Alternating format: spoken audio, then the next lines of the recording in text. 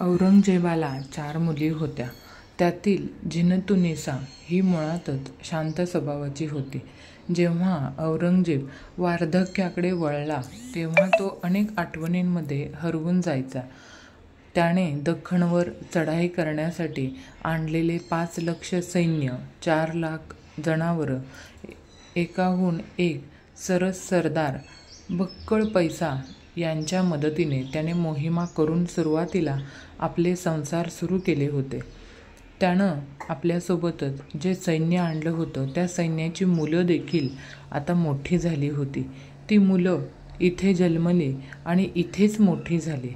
त्यांना त्यांचं मूळ घर हे आता माहीतच नव्हतं. पायी प्रवास करून ऊन वाऱ्याशी झगडत ते जगत होते. कित्येक रात्री कधी तंबूमध्ये, कधी उघड्यावर, कधी मराठ्यांच्या भीतीने ते आपले दिवस घालवत होते.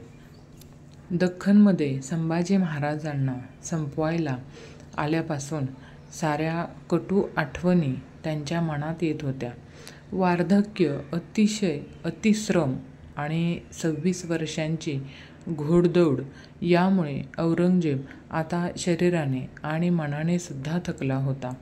थरथरती वाकलेली मान, कृश झालेले शरीर आणि त्यावरती आलेल्या सुरकुत्या, तसंच डोळ्यांभोवती झालेली काही काळी वर्तुळं, खोल डोळे, बसक्या गालांचे खाली आलेले ओघळ, अशा भेसूर रूपामध्ये औरंगजेब दिवस काढत होता. त्याला मनातून आता हे कळलं होतं की सैन्यावरती देखील त्याचं हवं तितकं प्रभुत्व राहिलेलं नाही आणि आता तो शेवटच्या घटकेकडे वळणार आहे. एके दिवशी संध्याकाळी नमाज पढून झाल्यावरती त्यानं आपली मुलगी जिनतुन्निसा हिला निरोप पाठवला, कारण तीच त्याच्यासोबत राहत होती आणि त्याची लहान मुलांप्रमाणे ती औरंगजेबाची काळजी घेत होती. जिनत औरंगजेबाच्या तंबूमध्ये आली आणि सलाम करून बसली. बसताना तिची ओढणी खाली पडली. तेव्हा पहिल्यांदा औरंगजेबाला आपल्या मुलीच्या डोक्यावरचे पांढरे झालेले केस दिसले आणि आपली मुलगी ही आता वार्धक्याकडे झुकली हे पाहून त्याला थोडं आता वाईट वाटलं होतं. हळूच आवाजात तो म्हणाला, हमें माफ करना शहजादी, आपकी इतनी उम्र हो गई, फिर भी मैं आपकी शादी नहीं कर पाया. ती नेहमी औरंगजेबासोबत होती आणि ती त्याची काळजी करायची.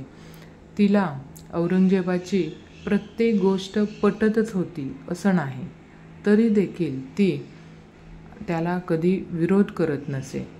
तर त्यामुळे आपल्या वडिलांच्या तोंडून जेव्हा असे शब्द ऐकले तिने, तेव्हा ती आपल्या वडिलांना म्हणाली, आप ऐसा करो, आप ऐसा क्यों कह रहे हो अब्बाजान, मेरी ज़िंदगी तो आपका ख्याल रखने के लिए ही है. इससे और ज़्यादा पाक काम क्या हो सकता है. नहीं बेटी, आपकी बहन ज़ेबुन्निसा हमारी कैद में ही मर गई. हमारे हर बेटे ने बगावत की. ये तख्त हासिल करने के लिए हमने अपने भाइयों को भी, उनको बच्चों को मरवाया. हे सारं ऐकून जिनतुन्निसा दुःखी झाली, पण तिनं हे आपल्या चेहऱ्यावरती दाखवलं नाही. पुढे तो तिला सांगू लागला की एखाद्या शैतानाला देखील वाईट वाटेल अशी मौत आम्ही त्या संभाला दिली. तेव्हा आम्हाला असं वाटत होतं की आता सगळे मराठे घाबरून आमच्या पुढे गुडघे टेकवतील, पण तसं मात्र झालं नाही. त्या संभाच्या मौतचा तर उलटाच असर झाला. त्यांनी शांत न बसता वेगळीच जंग सुरू केली. जब राजाराम मर गया तब उसकी पत्नी ताराबाई हमारे खिलाफ खड़ी रह गई. त्यानंतर त्यानं आपल्या मुलीला हेही सांगितलं की आमची सर्वात मोठी चूक ही होती की शिवा आणि त्याचा मुलगा संभा आग्र्याला आमच्या कैदेतून सुटले. जर ते आमच्या कैदेतून सुटले नसते तर आज आम्हाला ह्या मराठी साम्राज्यासाठी इतकं झटावं लागलं नसतं. नंतर त्यानं आपल्या लेकीला हेही सांगितलं की आपल्या इस्लाम धर्मामध्ये पुनर्जन्म मानत नाहीत, पण जर का चुकून माझा पुनर्जन्म झाला तर मी कधीच पुन्हा या दख्खनच्या पहाडातील लोकांशी किंवा ह्या शिवा आणि संभाच्या लोकांशी लढायला जाणार नाही. ही ती औरंगजेबाची मुलगी जी शेवटपर्यंत औरंगजेबासोबतच राहिली. मराठी साम्राज्यामध्ये तिचं योगदान हे खूप महत्त्वाचं आहे. औरंगजेबाला ज्या 4 मुली होत्या त्यात पहिली होती ती म्हणजे झेबुन्निसा, दुसरी झिनतुन्निसा, तिसरी झुबेदाउन्निसा आणि चौथी मेहरुन्निसा. झेबुन्निसा ही अगोदरपासूनच एक बंडखोर प्रवृत्तीची होती, त्यामुळे ती औरंगजेबाला नेहमी अनेक गोष्टींना विरोध करत होती. तिनं खगोलशास्त्राचा अभ्यास केला होता आणि ती एक उत्तम कवयित्री देखील होती, पण तिचं हे असं वागणं, कविता करणं हे मात्र औरंगजेबाला आवडत नव्हतं. त्यामुळं त्यानं तिला कैदेत टाकलं होतं. औरंगजेबाची दुसरी मुलगी म्हणजे झिनतुन्निसा हिचा जन्म महाराष्ट्रामध्ये संभाजीनगर येथे झाला होता. तेव्हा औरंगजेब हा दख्खनचा सुभेदार होता आणि झिनतुन्निसाच्या वयाची 40 वर्ष ही दिल्ली आणि दिल्लीच्या आजूबाजूच्या परिसरातच गेली होती. आणि त्यानंतर 1681 साली औरंगजेब जेव्हा दक्षिणेच्या मोहिमेवर आला तेव्हा पहिल्यांदा झिनतुन्निसानं दिल्ली सोडली आणि ती दक्षिणेच्या दिशेने निघाली. आणि ती आपल्या वडिलांच्यावर प्रेम असणारी अशी मुलगी होती. ती मराठ्यांच्या दृष्टीनं महत्त्वाचं काम करणारी होती. जेव्हा छत्रपती संभाजी महाराजांच्या पत्नी येसूबाई आणि त्यांचा मुलगा युवराज शाहू महाराज हे दोघेही औरंगजेबाच्या कैदेमध्ये पडतात, त्यावेळी झिनतुन्निसा ही महाराणी येसूबाईंना आणि युवराज शाहूंना कैदेत असताना खूप सांभाळून घेत होती. त्यांच्यावर कोणत्याही प्रकारचा टोकाचा असा निर्णय किंवा अन्याय, अत्याचार होणार नाही याची काळजी ती घेत होती. शाहू महाराजांना जेव्हा कैद झाली तेव्हा ते फक्त 7 वर्षाचे होते.